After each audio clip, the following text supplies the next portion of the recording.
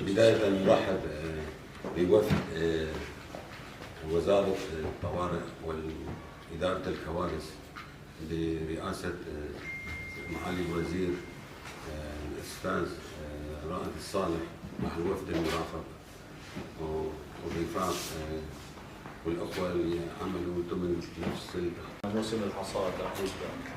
فنحن خطتنا بالاصل يعني حطينا خطه لكل سوريا ان شاء الله. عندنا من نص 4 لنهايه 5 عندنا موسم الحصاد وبعدها عندنا موسم الغابات يعني. في مراكز اللواء مدينه الحسكه السيد فيلو شاه الرئاسه المشتركه لهيئه الشؤون والكادحين والنازحين في شمال الاستاذه زهره سمعوا والرئاسه المشتركه لهيئه الشؤون والنازحين في اداره ذاتيه بمقاطعه الجوزيه. مشتغلين من قبل واداره الكوارث يعني في عفوا في قسم من رفاقنا هل هي صالحه للسكن او في الان هي نقابه المهندسين اصلا هي ما عندنا يعني